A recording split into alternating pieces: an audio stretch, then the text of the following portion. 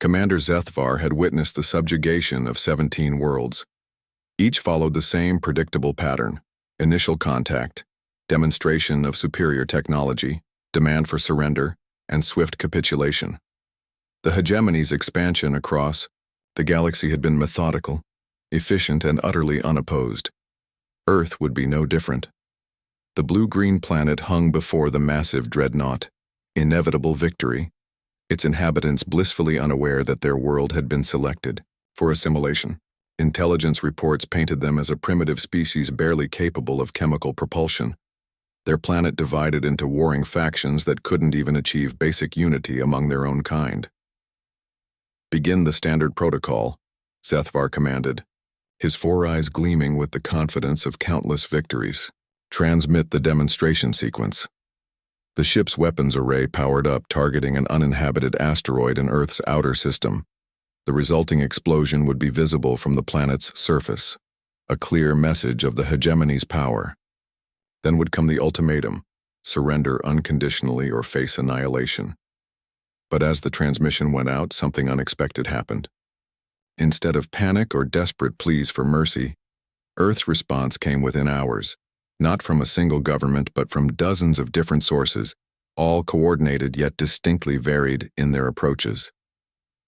The first message arrived from what their databases identified as the United Nations. It was diplomatic, measured, expressing gratitude for the contact and requesting peaceful dialogue. Standard weakness, Zethvar initially thought. Then came the second transmission, from an entity called NASA.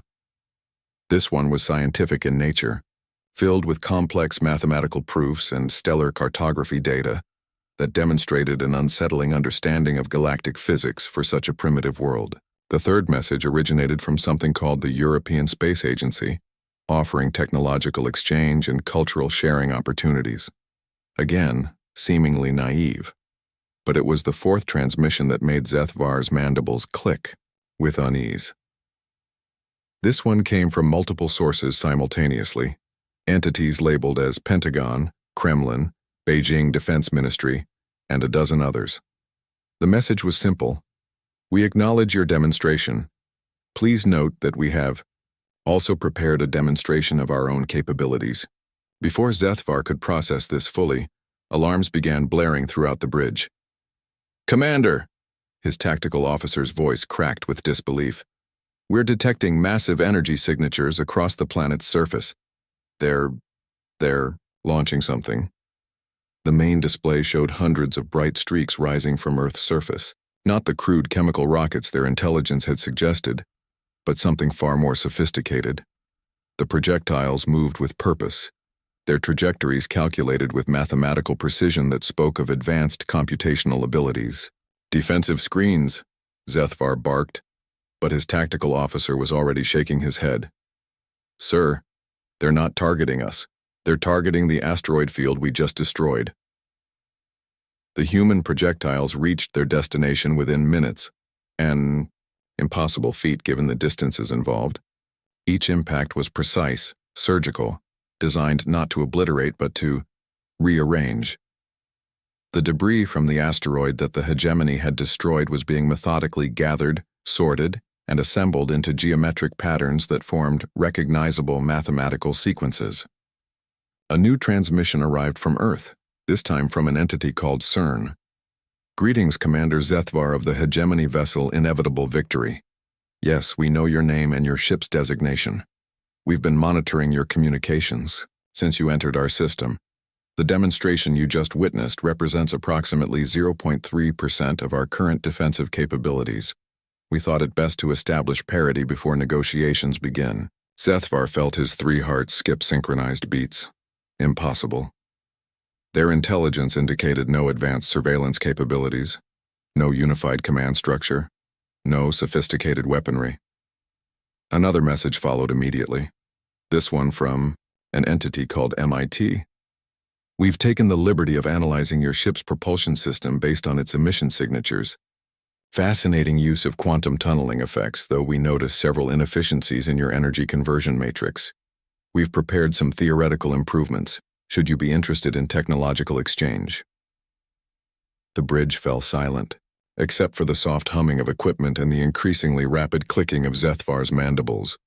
17 worlds, 17 perfect conquests, and not one of them had demonstrated capabilities that rivaled the hegemony's own technology.